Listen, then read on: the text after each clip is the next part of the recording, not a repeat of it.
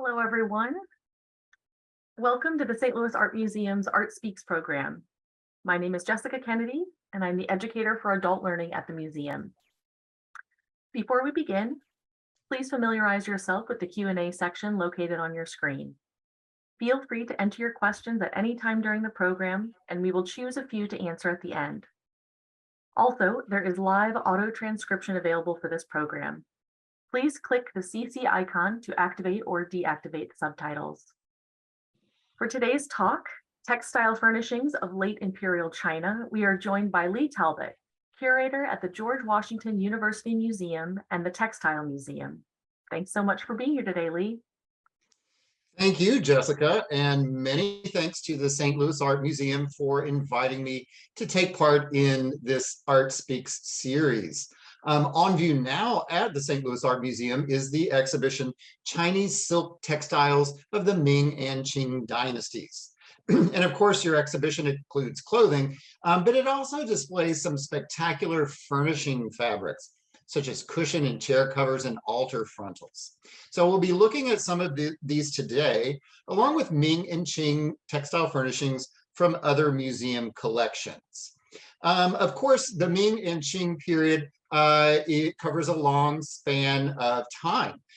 So in the time that we have today, we can only provide a general overview of a few of the main forms. Up to now, museum exhibitions and much scholarship in Chinese textiles have focused primarily on garments and silk production in general. Compared to research on costume, for instance, there's relatively little published information focusing on historical Chinese furnishing textiles in English or in Chinese. So the fabrics that furnished upper-class Chinese homes during the Ming and Qing dynasties include some of the finest examples of weaving and embroidery in world textile history. We'll see today that they provided comfort, protection, color, texture, and meaningful pattern in Chinese interiors. Their use and their design could indicate wealth, rank, and gender.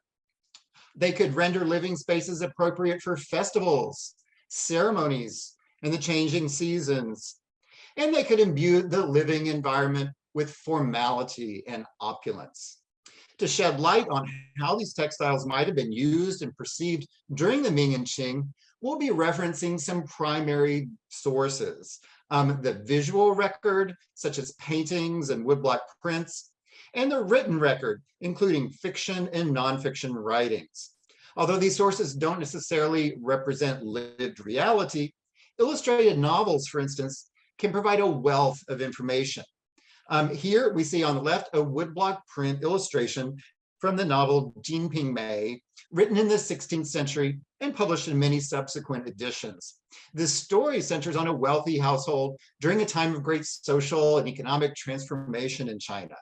After the lifting of a long-time ban on maritime trade in 1567, huge amounts of foreign silver streamed into China as payments for exports such as silk, ceramics, and tea. And particularly in the prosperous coastal provinces, the late Ming through the Qing saw heightened commercial activity, social mobility, and consumer-focused lifestyles. Luxury textiles were produced in quantities unprecedented in Chinese history, and they were conspicuous symbols of wealth and consumption. This scene from Jinping Mei is described in the text as follows, and it says, quote, "He found himself in a comfortable sitting room, furnished in the most exquisite taste. Thick carpets covered the floor. Embroidered cushions, like clouds of many colors, were heaped upon the capacious couch. The windows were hung with curtains of silk gauze, and a silk screen shielded the doorway, leading to the moonlit terrace, while wafts of orchid perfume filled the pleasantly warmed air." So period sources like this, they mention the furnishing forms that we'll be looking at today, and they shed light on the socio-historical context of the time. while also evoking all of the senses. They help us better understand how these textiles were experienced and appreciated by their original owners and viewers. In terms of physical context, for the most part, the settings for the textiles we'll be looking at today were domestic. Homes and lifestyles could differ greatly according to culture and climate in the vast and ethnically diverse Ming and Qing empires. But the most common form of residential architecture for the imperial family and commoners alike was a walled enclosure with low, often one-story buildings arranged in a series of courtyards. The arrangement of domestic space embodied the hierarchies of rank, generation, and privacy that defined the Chinese social order. The senior generation would live in the innermost area, adult children in the perpendicular side halls. Many of the textiles that we'll see today were made for festive and formal gatherings of people, which took place in the main hall and inner courtyards. We'll also see textiles for bedrooms and other spaces. The design of Chinese homes and furnishings was greatly informed by cosmological beliefs. We don't have time to go into these in detail, but many of these, you're probably familiar, for example, with the concept of yin and yang, the complementary aspects of the universe. The yin and yang constantly interact and shift from one extreme to the other, giving rise to the rhythms of nature and the cycle of life. All that we see and experience on Earth is explained by the wuxing, literally the 5 phases, an interrelationship between what is explained as the 5 fundamental elements in nature: fire, earth, metal, water, and wood. These processes are energized by qi, literally meaning breath, the cosmic energy. So in line with this, the Chinese envisioned a universe characterized by systematic correspondences between the 5 elements, the various phenomenon of the human world, and the cosmos. So this worldview, where the seasons of the year and human emotions were correlated with specific colors and motifs, and here you're just seeing a partial list of these correspondences. This profoundly influenced the design of homes and furnishings. The geomantic and social center of the traditional Chinese home was the main hall, which typically housed the family shrine and ancestral tablets on the north wall. Here, male family members conducted rituals of ancestor veneration, supplicated the gods, received guests, and entertained friends and relatives.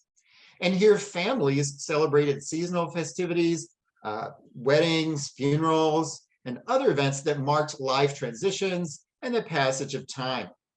In Western cultures, many of these would have taken place in a church, but in China, these most often were held at the family home. Textiles played a major role in transforming and elevating domestic interiors for these events. Unless you belonged to the imperial family, there was typically not a lot of bright color used in the structure of the main hall and its furniture. Sumptuary laws forbade painted roof beams and colorful lacquered furniture for all but the imperial clan. But plain wooden furniture and white walls could be completely transformed by draping them with textiles, which were the most significant source of color and meaningful pattern in Chinese interiors during the Ming and Qing. The historical record tells us that during festive and formal occasions, wooden furniture, walls, tables, and doorways in upper-class homes often were draped with silks. Furnishing textiles were expensive and typically cost much more than the wooden furniture they covered. These furnishing fabrics were removable, and after use, they were put away under lock and key, as they were a significant store of the family wealth. The Chinese didn't have upholstered furniture in the Western sense, with fabric and padding tacked directly onto the wood, but rather used various forms of removable covers and cushions. In common with the pre-modern West, chairs were symbols of high social status in dynastic China. Strip covers like these for high-backed armchairs provided little physical comfort, But as with all fine furnishing fabrics, they signified status and wealth, and they could be changed to render plain chairs appropriate for a specific user, season, or occasion. The design often is divided into 4 registers that, when properly positioned, align to the top overhang, back, seat, and lower front of a chair. The design of the top register faces in the opposite direction as that of the others, since it would be viewed hanging over the chair's back. Like the previous examples, the top register of this chair cover in our museum collection depicts the Chinese character shou, or longevity, as well as peaches, visual metaphors for long life. This iconography would have been appropriate for birthdays and other festive occasions in an upper-class household, but all of the imagery held meanings that would have been understood by viewers at the time. For example, the register corresponding to the chair back shows a golden pheasant, a bird associated with prosperity, surrounded by white magnolia, crabapple, and peony. These flowers together, when pronounced in Chinese, they form a rebus, or a visual pun, 裕堂富贵, wealth and rank in the Jade Hall, a reference to success in the civil service, which was widely regarded as a man's highest goal. The background is made with gold-wrapped yarns, so it would have caught the lantern or candlelight and created a dazzling visual effect in banquets and other festive occasions. So these textiles could engage viewers aesthetically and intellectually, but also they served as indicators of status. In this scene from Jinping Mei, only the protagonist, Ming and Qing, and his first wife sit on draped chairs, and you see them in the back, while the other wives sit on stools, which could have textile covers too. And right through the 18th century, this was the case in many Western countries also. Only people of very high status sat in chairs with a back. Others sat on stools or benches or stood during formal events. Novels and other period sources tell us that the Chinese were extremely concerned with what type of chairs people used and where these chairs were to be placed in the room during social situations. On the right is an illustration of a banquet scene from the novel Shui Hu Juan. And the text explains, it says, the next day there was another banquet, and the order of precedence among the leaders was decided. Originally, Qin Ming was before Huarong, but because he had married Huarong's younger sister, he had to rank below him in the 6th place, while Huarong took the 5th chair, right after Lin Chong. So anyway, the narrative goes on to explain the seating arrangement for all 21 characters, an arrangement that clearly indicates their ranks within the hierarchy. The kesi weaving technique was a hallmark of luxury at the time, as it requires great skill and a tremendous amount of time. Kesi is translated as slit tapestry, but there are usually occasional dovetail joints in Chinese kesi. Furnishings like we're seeing today mostly were made in high-end commercial workshops in eastern China, just south of the Yangtze River, which was the center of sericulture and silk production. During the Ming and Qing, the weaving of kesi was closely associated with Nanjing and Suzhou, but it was made in some other places as well. Kesi allows great precision in creating patterns. And these motifs could render furnishings appropriate for specific celebrations. With a large lantern on the back, the cover that we see here on the left probably was used during the Lantern Festival, held the 15th day of the Lunar New Year.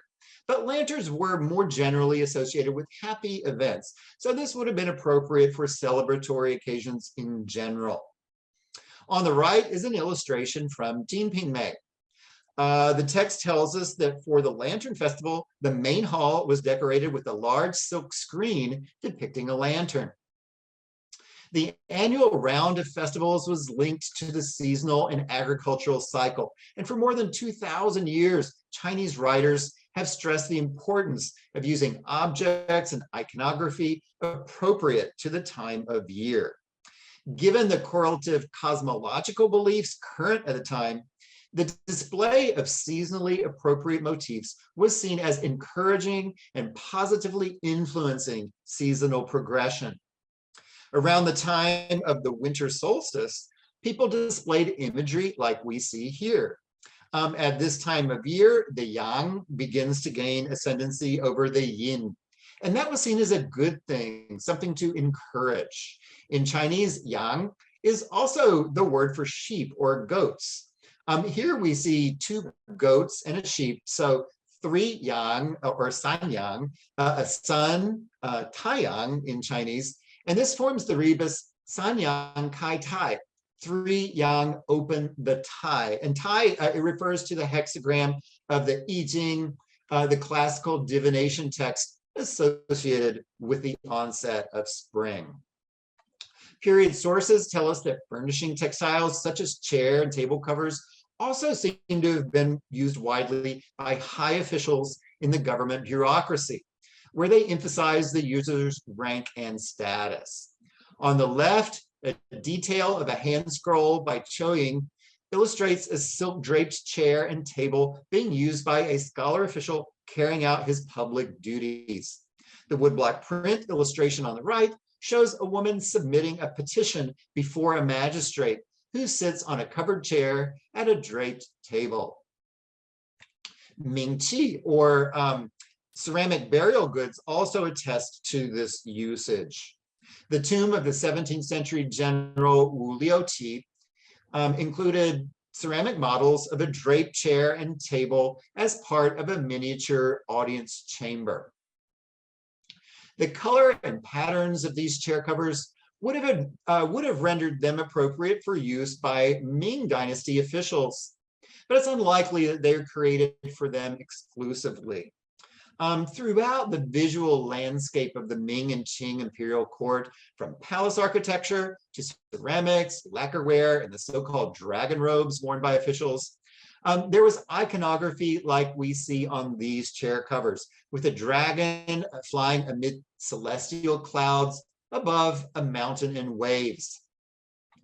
Here we see it on a hanging that would have been placed behind a throne for audiences.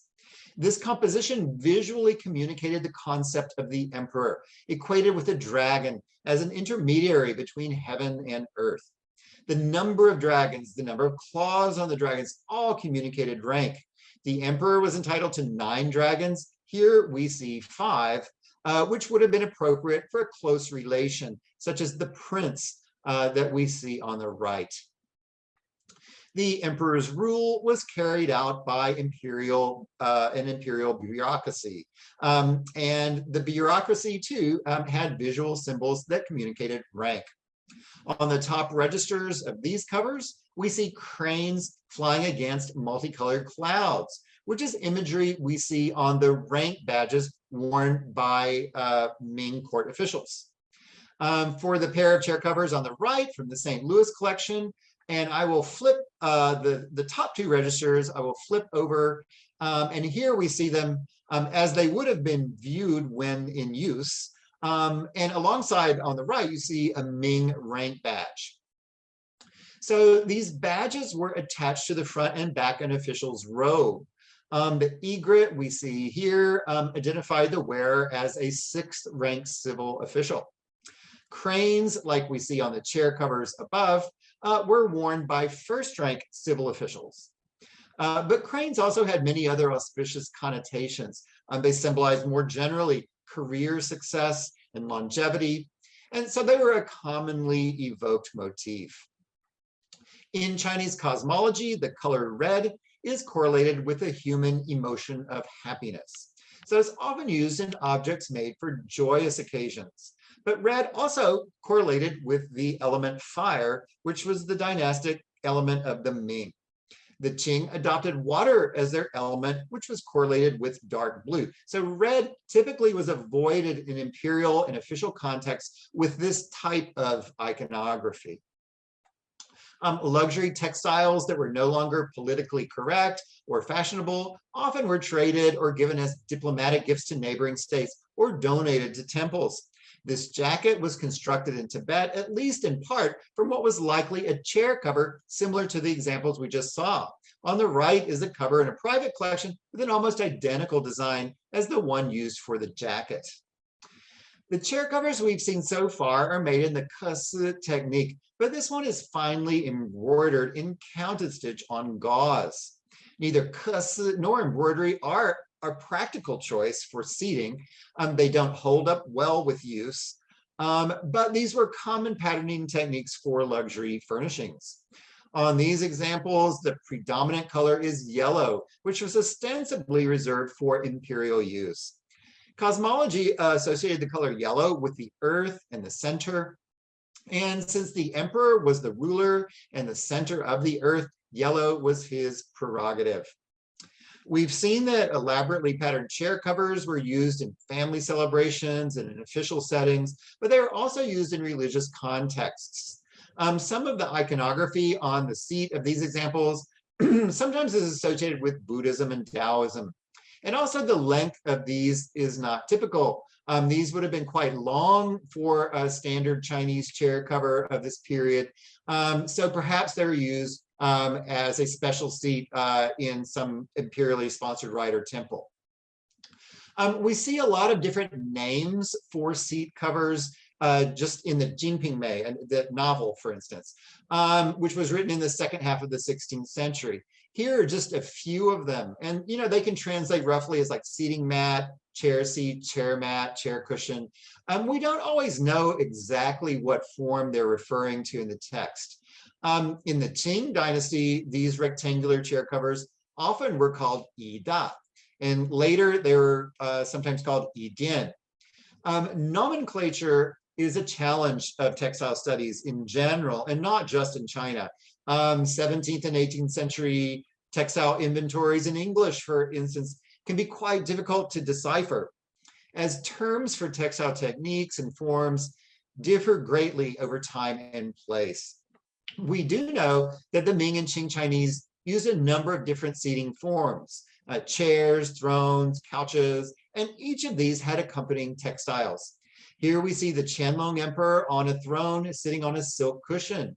On this chair in the Palace Museum, we're seeing a seating cushion, a backrest, and two elbow rests or bolsters. The Textile Museum collection includes this intact imperial cushion and uncut fabric for making a backrest. These were created for comfort, but as with other furnishings, their patterns are replete with meaning. Cosmological beliefs underscore the notion that an image could bring about the effect of the thing pictured. And starting in the late Ming, the decorative arts began to display a proliferation of motifs that expressed auspicious wishes. For example, on the cushion, we see red bats, a homonym for vast good fortune. On this Kang cover in the St. Louis exhibition, we see red bats among the 8 auspicious symbols of Buddhism. Furnishings like this would have been woven in imperially sponsored workshops in Nanjing or Suzhou, following designs created by court artists. In the Textile Museum collection, we have a similar but later example. Floral patterns like these were appropriate for residential halls in imperial residences. But furnishings for the ceremonial halls on the central axis of the palace usually featured dragon designs like you see on this example in the on view now in St. Louis in your exhibition. So far, we've been looking at furnishings made of silk with tapestry woven or embroidered patterning, but cotton and wool also were used with patterning in pile weave. Here are a backrest and a seat cover with wool pile on cotton. The yellow does not necessarily mean these were for imperial use. Some of the dyes used, particularly in Ningxia, were fugitive and have faded to this yellow.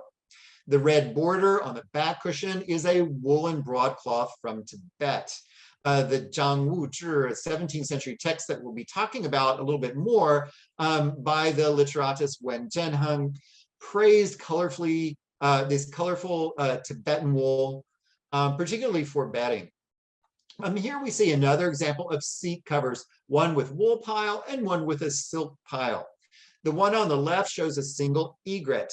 In Chinese, one egret is pronounced yi lu, with lotuses pronounced lian, and together they form the rebus yi lu lian ke, which is a reference to success in the civil service examinations. Another type of seating is the round-backed armchair, which signified even greater status than yoke-back chairs.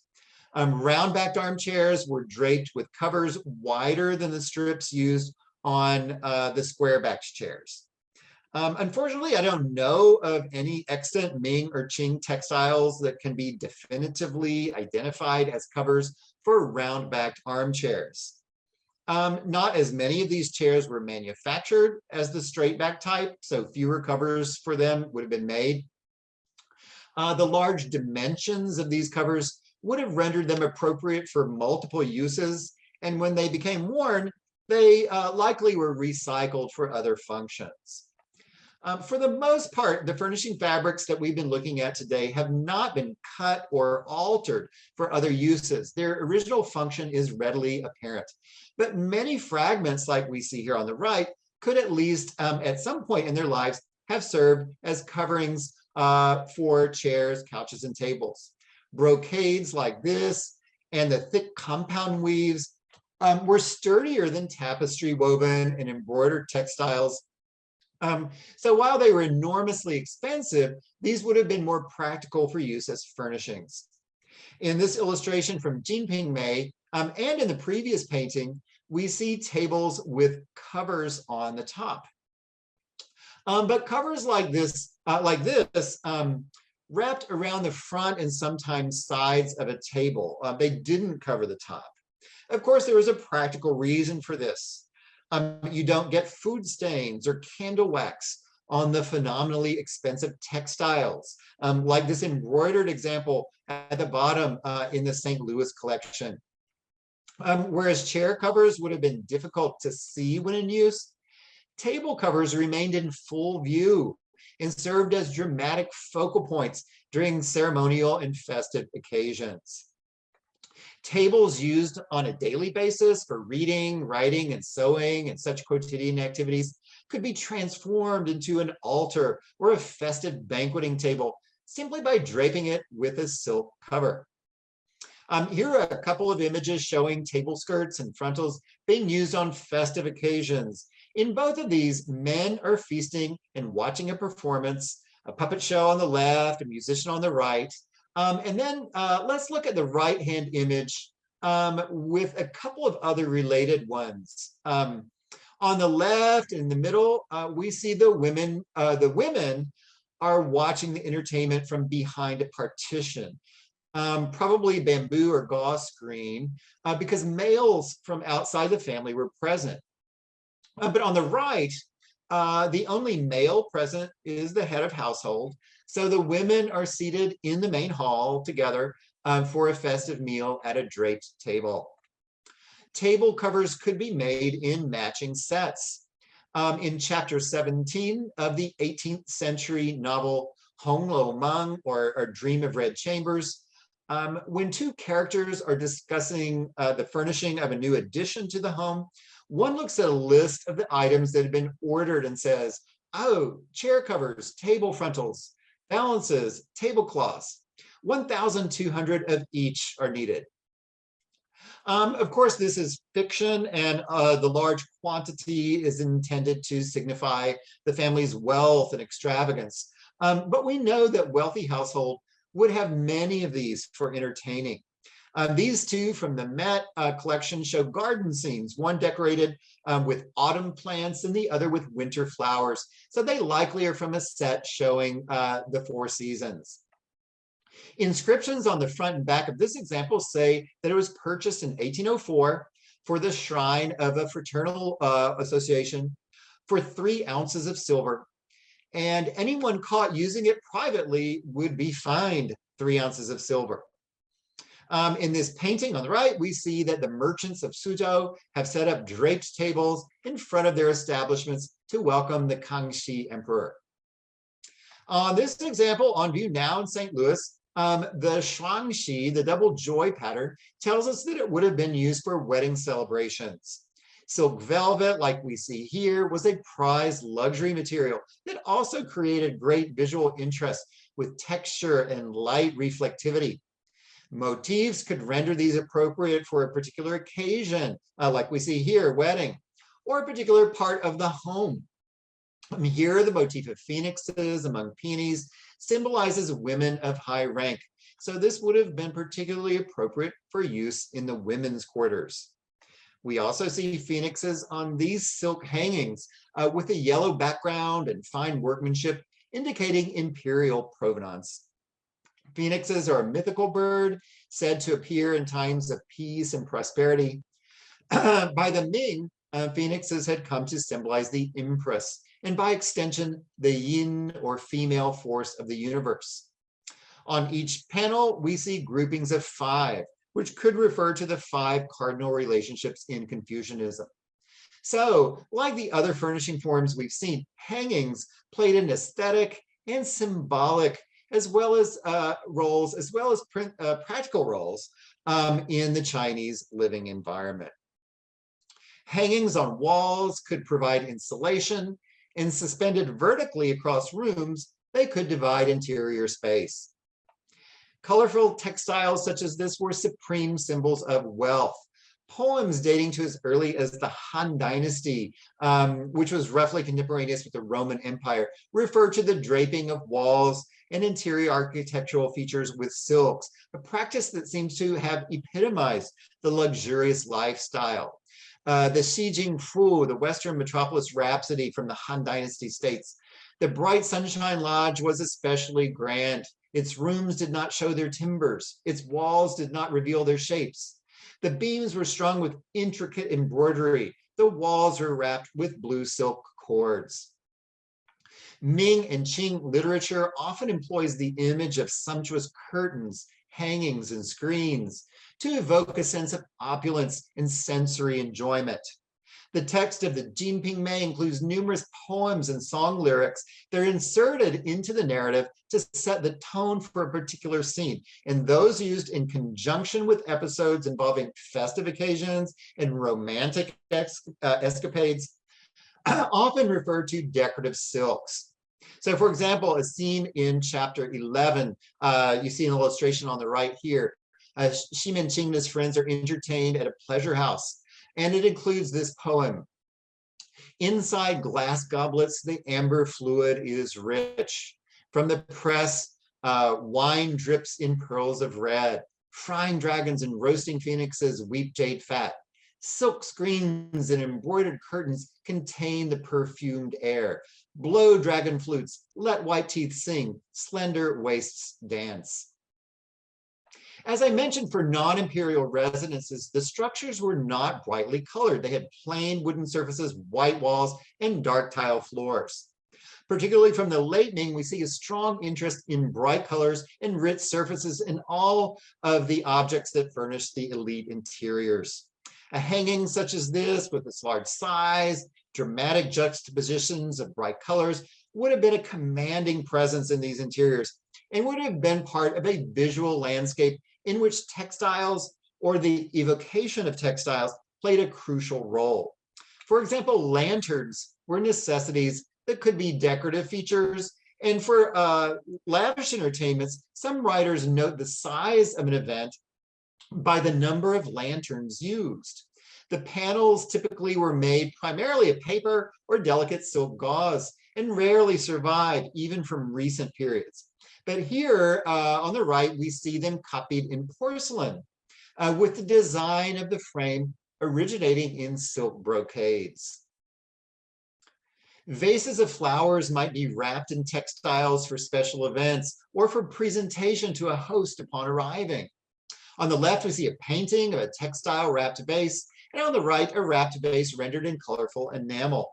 Like textile furnishings, these wrappers would elevate the object they covered and signify respect for the recipient or guests. Other objects would be wrapped in textiles for safeguarding and storage. Here we see a peapod, a type of lute, And in the scene on the left, we see one hanging on the wall in a textile wrapper or bag. This seems to have been a common way of storing these, and we see that they would have created great visual interest in interiors. Especially popular for wrapping precious musical instruments were textiles like we see here on the right, called Tianhuajin, heavenly splendor brocades, which feature geometric patterns such as squares, lozenges, and hexagons. The decorative surface of the pipa we see in the center echoes the Tianhuajin that might have been used to wrap it. Brightly colored textiles and large accumulations of objects were particularly associated with the women's quarters in upper class homes. Typically, a woman would keep her dowry items in her chambers. This large-scale hanging, valance, and mirror cover likely would have been part of bedroom furnishing sets, brought as dowry by a bride. Upper-class Chinese women were surrounded by patterns that visually reminded them of their primary social role as the bearers of male children to continue their husband's family line and maintain the ancestral altar. These are embroidered with the so-called 100 boys pattern, which shows boys engaged in activities that relate to or suggest the accomplishments of a scholar official. In line with this belief that an image can bring about the effect of the thing pictured, women surrounded themselves with images of boys on bed curtains and hangings, and they even slept on pillows in the shape of boys. Beds held tremendous symbolic importance as the place where children were conceived. Probably for this reason, beds are the only item of furniture in the Lü Banjing, a 15th century carpentry manual, for which ritualistic and magical considerations are taken into account for their construction, decoration, and placement. The Lü Banjing lists the most propitious days of each month for hanging the bed curtains. Beds often were the cornerstone of a woman's dowry. Large canopy beds were extremely costly because of the many yards of luxury fabrics they required for the curtains, valances, cupboards, and other fittings that typically were changed with the seasons. The term bed and curtains seems to have been synonymous with the dowry as a whole, and a woman's dowry objects remained her property if the marriage dissolved. This was the case from at least the 3rd century, as evidenced by a poem by Wang Song, written after her husband of 20 years dissolved their marriage. So she wrote, "Flap, flap, you curtain in front of our bed. I brought you with me when I left my father's house. Now I'm taking you back with me again. I will fold you up and lay you flat in your box. Curtain, shall I ever take you out again?" Silk-draped beds were the focal point of women's bedrooms, and their quality could indicate a woman's place in the household hierarchy. For example, in Jinping Mei, when Ming and Qing takes Pan Jinlian as his 5th wife, he spends 16 ounces of silver to buy her a black lacquer bed with curtains of red silk with gold roundels. After Li Ping'er, the widow of a rich merchant, becomes Ming and Qing's 6th wife, and brings with her a splendid mother of pearl bed, inlaid bed with purple brocade curtains, Pan Jinlian demands a bed of similar quality. Ming and Qing concedes and buys her an inlaid bed with curtains of purple silk gauze and ties of silk brocade, paying 60 ounces of silver. At night, the curtains were lowered to create a private room within a room, but during the day, curtain hooks held the draperies back so that the bed could be used as a sofa or seat where women worked and entertained friends. Decorative textiles often covered the surface of the bed, and small tables were placed on or in front of it for eating, playing games, sewing, and writing. In the print on the right, we see a woman's garments draped over a clothing rack. The bright colors and lively patterns of women's clothing were appreciated as a kind of decoration in interiors. Recently or frequently worn garments were in full view on clothing stands. As we see in the painting on the left, textiles could be scented as well, adding another sensory dimension to how they were experienced at the time. Scent pouches could be hung on the bed. And here we see a woman leaning on a basketry frame placed over a metal incense burner. The burning of incense was a fashionable pastime among the late Ming and early Qing elite. So we've been looking at the female quarters, but we'll finish by looking at upper class households spaces that were designated as male. These could be a man's bedroom, study, or rooms that functioned as both. Literati of the period sometimes wrote a type of literature called biti, which are collections of random musings, anything worthy of recording, reflecting upon. And some of these do talk about the furnishing of interiors, particularly spaces used by men. Generally, men are advised to avoid bright colors and large accumulations of objects. In his work, Zhang Wuzhi, which largely focuses on garden architecture and interior design, the late Ming literatus Wen Zhenheng wrote that men's bedrooms, he writes, should be refined, elegant, and not too cluttered. If too ornate, it will be like a lady's room and unsuitable for a recluse sleeping in the clouds and dreaming of the moon. For a man's bed curtains, he advised plain weave silk or thick cotton. And then he goes on to say, quote, curtains of paper or plain weave spun silk are both vulgar, while gold brocaded silk curtains and those of calendared silk are for the women's quarters only. For their private artistic and intellectual pursuits and entertaining friends, men often use rooms called shufan, literally library, which usually translated as studio. And they could use other pavilions in the family compound for this as well. But period writers were adamant that the aesthetic of these should be austere, in line with Confucian and Taoist thought, without a great deal of clutter or color. On the right, we see the literatus Wang Shimin in his garden studio, which is elegantly yet minimally appointed, in line with this literati taste. Writers such as Wen Zhenheng offer advice about the correct choices men should make. He wrote, quote, for a waterside pavilion, use blue silk draperies as sunshade and purple silk draperies as snow shields. No other decorations except such. Cotton cloth is especially not recommended, as it reminds one of floating taverns or the stalls of quack doctors in the marketplace. In chapter 40 of the novel Hong Lo Meng, there's a long, fascinating discussion of the choice of fabric for curtains in a garden pavilion. And this gives us some insight into the variables that were considered. Grandmother Jia says, this kind of gauze looks very well on a window when it's new, but after a while, it loses its greenness. Green isn't a suitable color for the windows here in any case. There are no peach or apricot trees outside to make a contrast when they're in flower. And there's already enough green in all those bamboos. So anyway, in the novel, the family goes on to have a discussion about the gauzes in their storehouse and their various merits. And they send servants to bring them out to try them out in the room.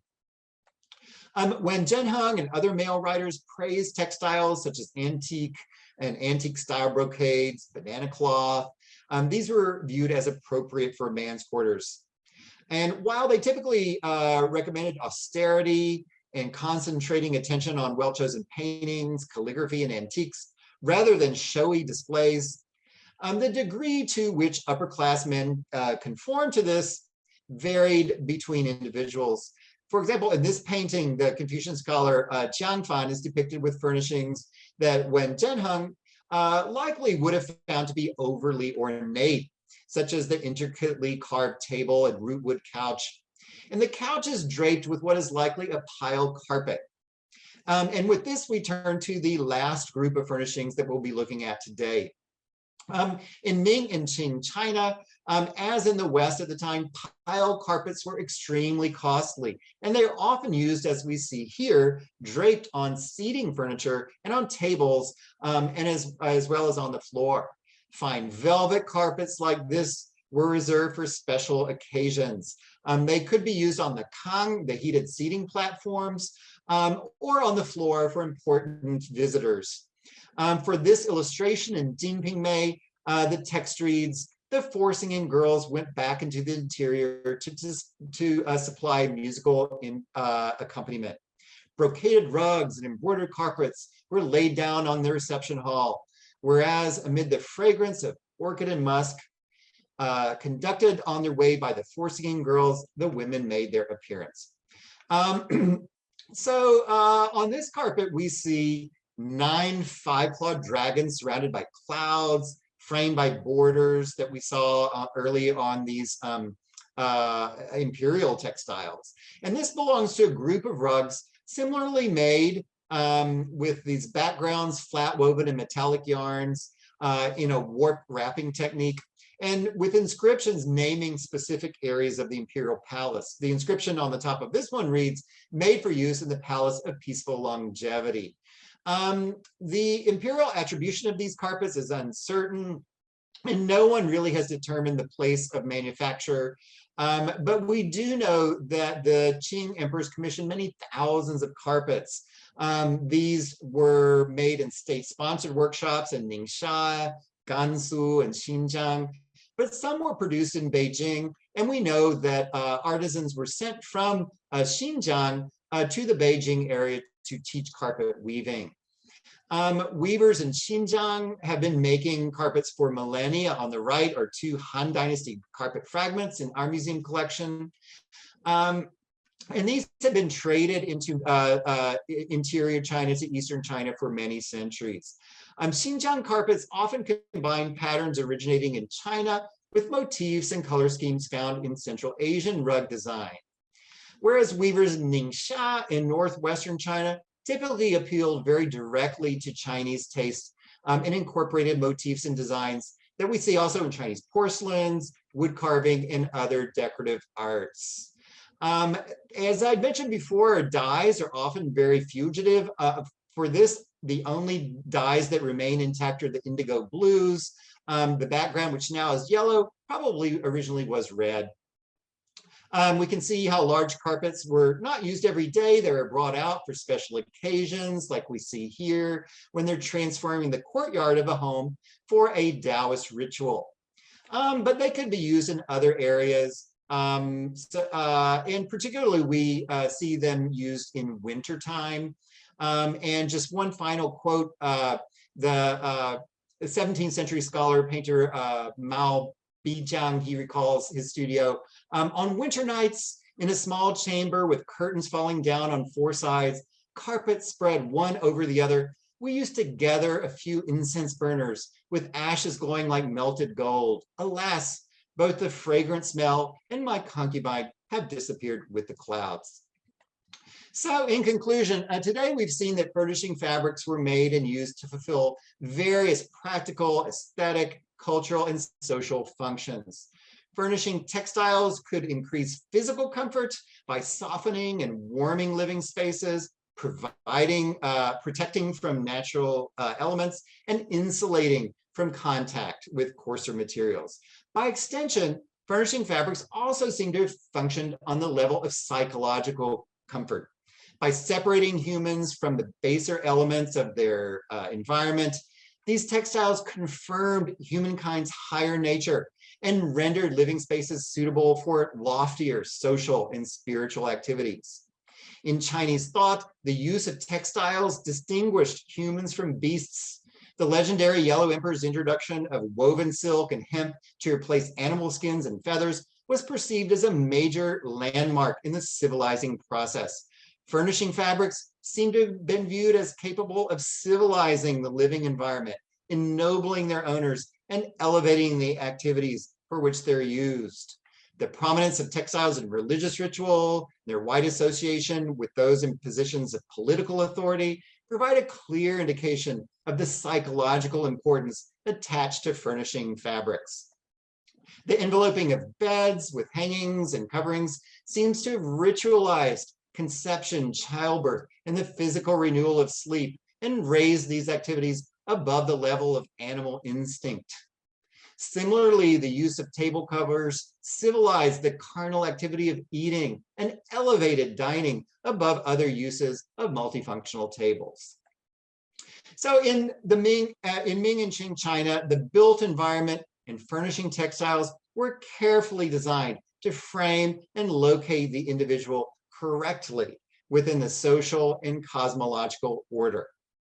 Although the lack of surviving examples and the scarcity of period sources on furnishing fabrics limits our understanding of the many roles that these objects played in Ming and Qing China, extant furnishing textiles reveal the artistic and technical virtuosity of late Ming, early Qing weavers and embroiders, and they provide fascinating glimpses into Chinese society, culture, and elite lifestyles during the late Imperial period.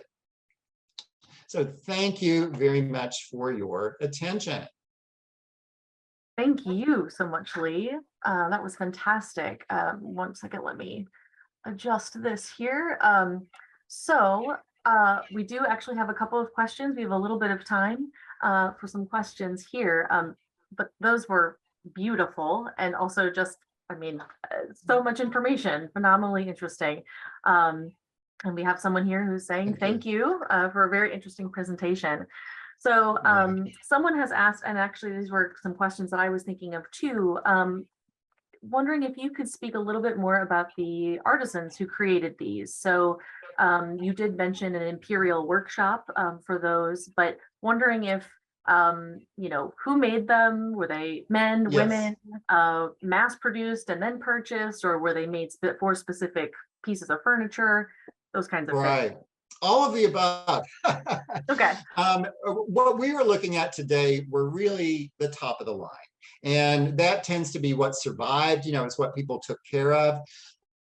So most of these would be made by professionals.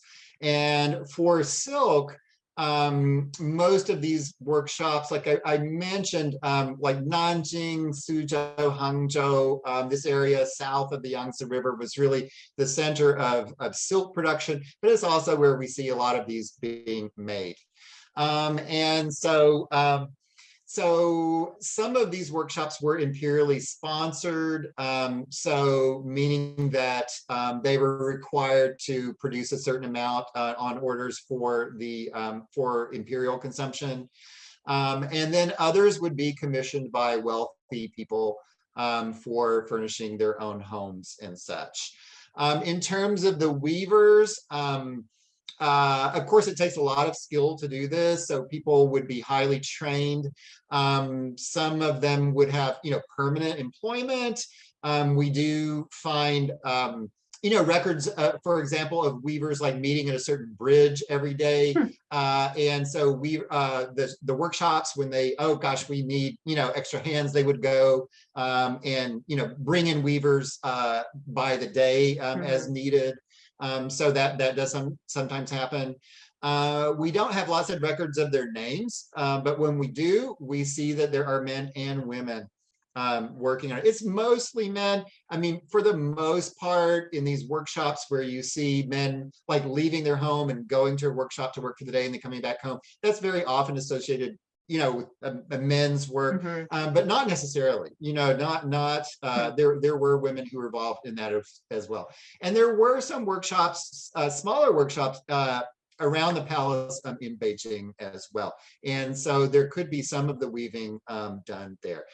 Carpets, as mentioned, very different, typically associated with more North and Western China, done in workshops there. But there, again, like I mentioned, a little bit of production done in Beijing area too. Okay. Yeah, great. Well, yeah, that's a lot. You've covered a lot. Yeah, so. it's a complicated question. It is really interesting. There are some records about, you know, the weavers and the workshop setup. Yeah. And I mean, this may not be clear, but I was just wondering if there was, you know, clearly there is a hierarchy in these societies. You know, where would artisans have landed, or artists? You know, you mentioned that there was like an imperial artist who created the pattern, so to speak, or the designs, and then others to create it. Where would they land? Well, generally, yes, they were Well, it depends on, like Confucianism would rank people about, these are the highest. And for example, farmers were considered to be really, really, in the Confucian worldview because they are providing the food Right. that people rely on. And artisans too were producing something that people used.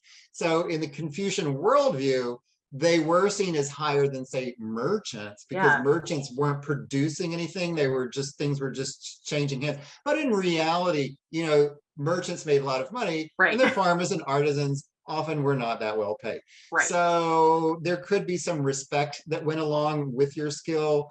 It didn't always translate into Right. monetary reward. Yeah, that hasn't changed actually. Yeah, Yeah, well, that's yeah. fantastic. Let's see. So we've just oh, and someone was asking specifically. So at the Textile Museum, so you had several pieces in your presentation. Mhm. Wondering who George Hewitt Myers was and why he acquired so much and how they ended up at the Textile Museum. Yes, yes, excellent question. And he was the founder of our museum. Oh, And so he started off as a textile collector. His collection grew to such a size that in 1925, he founded the Textile Museum. And so that was really the core of our collection. I think when he passed away in the 1950s, we had, several thousand textiles. Now we have 23,000 textiles.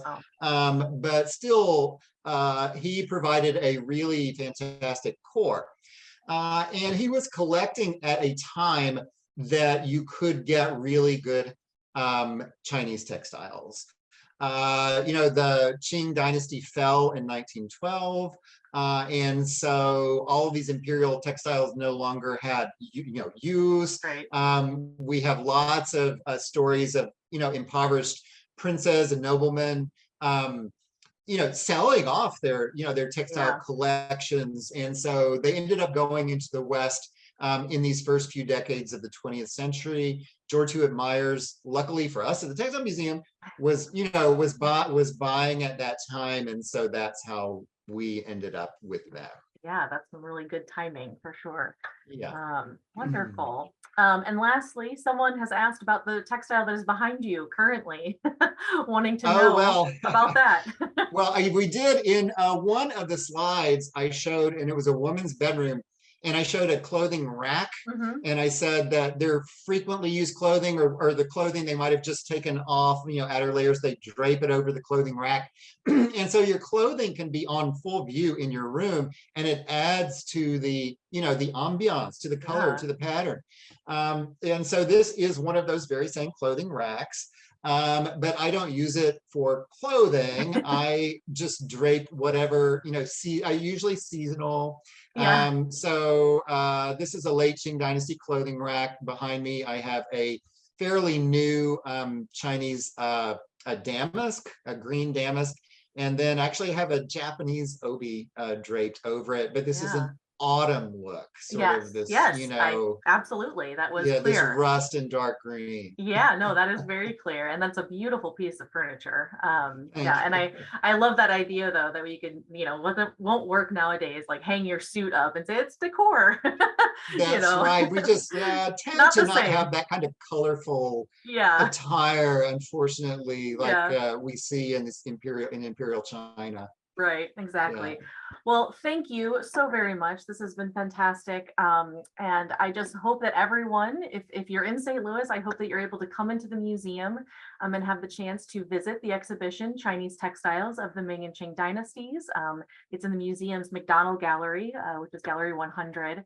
And if you're particularly interested in textiles, which you likely are, you may want to attend either virtually or in person the opening lecture for the upcoming exhibition, Global Threads, the Art and Fashion of Indian Chintz, which will take place on Sunday, October 23rd at 2 p.m. Central. So you can register for that program and a lot more at slam.org/events.